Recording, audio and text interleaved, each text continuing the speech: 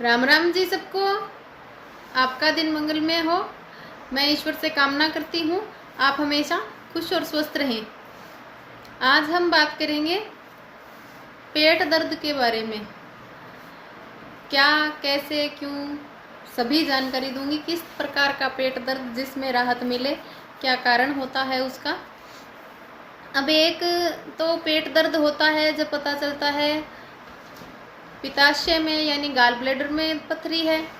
दूसरा पेट दर्द होता है पता चलता है किडनी स्टोन है, गुर्दे में पथरी है। और इसी तरह किसी को आंत में इन्फेक्शन होता है। किसी के यदि पेट में दर्द हो तो बोल देते हैं तिल्ली में सूजन है। किसी के पेट में दर्द हो तो जो पेंडिस की नाड़ होती है वो उठाव करती है, सूजन होती है, वो कारण होता है। लेकिन कभी कभी क्या होता है, पेट में दर्द होता है, लगातार होता है, ना कम होता ना ज़्यादा होता, इतना कि हरदम तो हम सहन ना कर पाएँ और एक बार टेबलेट ली तो सुन होती है लेकिन ठीक नहीं होता। और अल्ट्रासाउंड में ये रोग ना आए, ना कहीं स्टोन हो, ना कोई और दिक्कत हो। अब हल्का फुल्का फैटी लीवर किसी का आ जाता है तो वो फैटी लीवर की दवाएं दे देते हैं डॉक्टर और बोलते हैं थोड़ा बहुत फैटी लीवर है तो दर्द है। तो मैं आपको जानकारी के लिए बता दूं, फैटी लीवर से जो हल्का फुल्का आम हर किसी को है आज, उससे पेट दर्द नहीं होता। लीवर में यदि ज़्यादा दिक्कत है, लीवर फेलियर की कंडीशन है, खराब हो चुका है, हद से ज़्यादा सूजन आ गई है, तो ही पेट दर्द हो सकता है। बाकी आज के टाइम में जो कोई भी फिट नहीं है, थोड़ा बहुत भी मोटा है, तो उसका फैटी लीवर है। फैटी लीवर के कारण ही कफ शरीर में जमता है, खाना अच्छे से हजम नहीं होता, मोटापा बढ़ता है।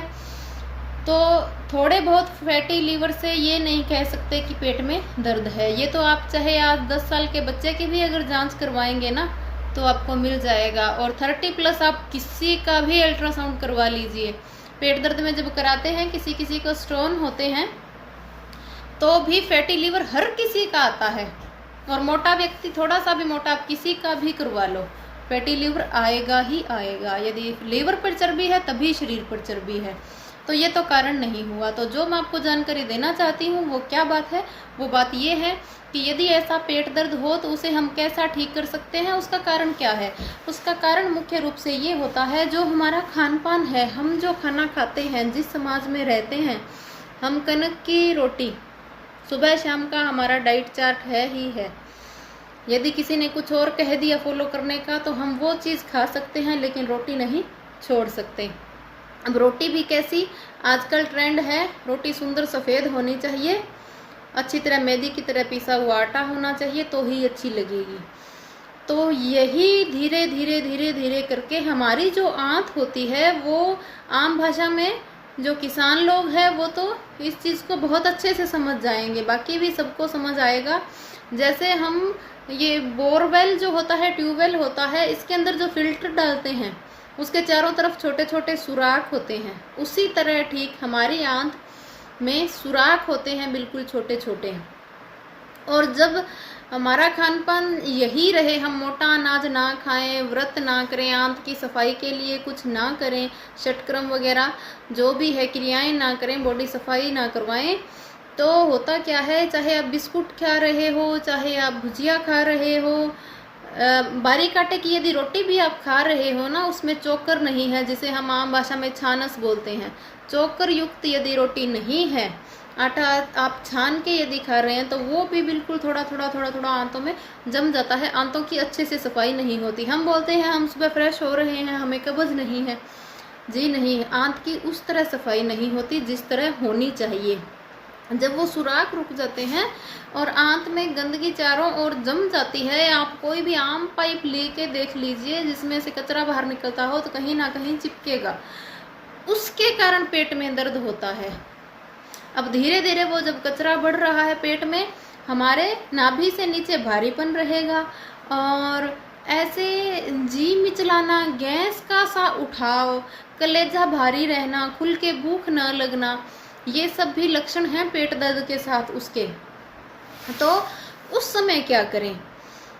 अब कोई चीज़ अल्ट्रासाउंड में नहीं आई और आप एलोपैथिक दवा लोगे तो या तो आपको नशे की दी जाएगी, जितने दिन लोगे दर्द ठीक रहेगा, फिर वही हालत, बाहरीपन, भूख ना लगना, जी मिचलाना, गैस चढ़ना, सर में दर्द, ये सभी लक्षण हैं। तो इसके लिए बहुत ही छोटा सा उपाय है जो आप घर में आसानी से करें। दोनों ही उपायों में आपको बहुत ज़्यादा राहत मिलेगी। यदि कोई रोगी नहीं है, किसी प्रकार का रोग नहीं है, यदि किसी को कोई रोग है, चाहे छोटा है चाहे बड़ा है, जब तो आप किसी, आजकल बहुत सेंटर खुले हैं ये पंचकर्मा के, वहाँ पे जाके आप ये क्रिया करवाएं। और यदि नहीं खुला है, कोई रोग नहीं है, तो आप घर पे कर सकते हैं। पहला तो आपको करना क्या है, ये थोड़ा मुश्किल है, और उपाय बताऊंगी वो तो सभी कर सकते हैं, लेकिन ये करें तो और भी बेहतर है। आपको करना क्या है, सुबह उठ के हल्का गुनगुना पानी नींबू डाल के पीना है। कितना पानी पीना है, 2.5 से 4 लीटर तक, एक साथ नहीं पीना। पीने के बाद आपको थोड़ी एक्सरसाइज करनी है। एक्सरसाइज कैसे करनी है, जिसमें आंत में खिंचाव हो, जैसे हाथों को, एक हाथ को तो नीचे टकने के साथ लगाएंगे, दूसरे को ऊपर से पूरा नीचे की ओर खींचने की कोशिश करें। हाथों को आगे पीछे करके ज़मीन पे लगाएं, पूरा पीछे करें, होल्ड करें, ये सब चीज़ें जिससे पेट की आंतें घूमें। और एक गोमुख आसन करें, जिससे बहुत ही ज़्यादा आंत को, पेट ऐसे जैसे कपड़ा निचोड़ते हैं उस तरह होता है, तो जिससे आपको इस चीज़ में बहुत सहायता मिलेगी। बीच में कुछ नहीं खाना, ये 4-5 घंटे की एक्सरसाइज के साथ पानी पीना होता है।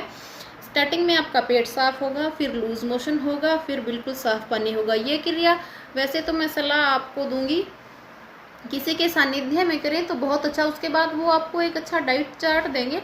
आपको फिर हल्का खाना होता है 1-2 दिन, जिससे अंदर की पूरी अच्छे से सफाई हो जाएगी। लेकिन दूसरी चीज़ जो हम घर में कर सकते हैं, अब जैसे कोई किसान है या कोई और भी अपना काम कर रहा है, तो अचानक से अब आज मैं बोल दूँ आप जाके क्रिया करवा के आओ, तो उनको तो 10 दिन भी टाइम नहीं मिलेगा। पेट दर्द है तो वो नशे की गोली खा के उनको टाइम पास करना पड़ सकता है, मजबूरी है।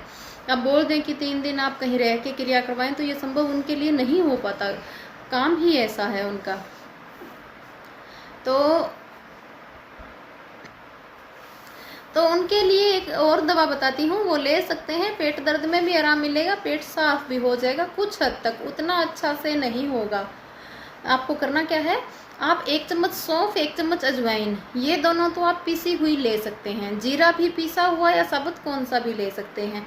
ये 3 चीज़ तो पीसी हुई ले सकते हैं। शाम को 1 गिलास 1.5 गिलास पानी में आप इसको भिगो दें। लेकिन मेथी दाना आपको साबुत लेना है, उसको पीसा हुआ नहीं लेना, उसको भी शाम को भिगो दें। यदि तुरंत लेना है तो आप सूखे भी ले सकते हैं, उबाल के लेना है ये, लेकिन पहले दिन भिगो दें तो बहुत ही अच्छा। नहीं तो तुरंत हो रहा है तो आप आजमा सकते हैं तुरंत के लिए।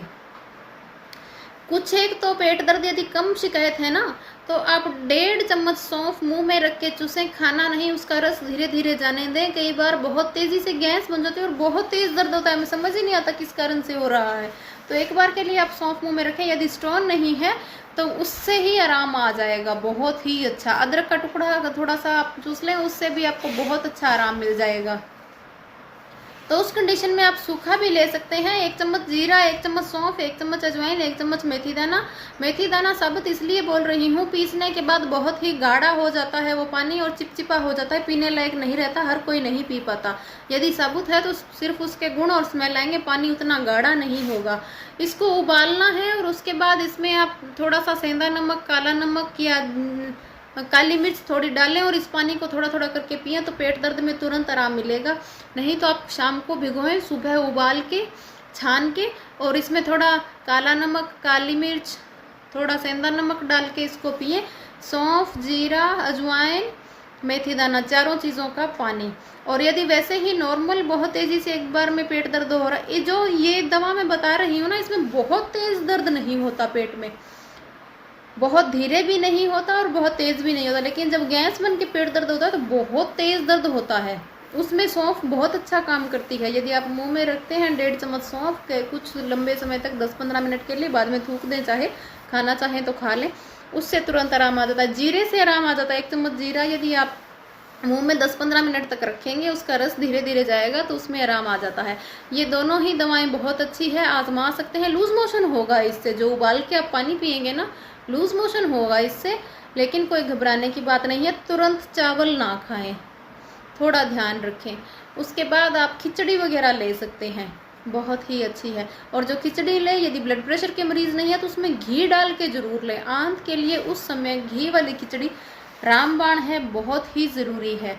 तो ये छोटे छोटे उपाय हैं जो आपको बताना चाहा। कुछ एक समस्याएं होती है जो समझ भी नहीं आती, तो क्या करें, तो ये आप कर सकते हैं। ये मेरा आजमाया हुआ है घर पे, बहुत ही अच्छा नुस्खा है और पेट में हल्कापन भी आ जाता है।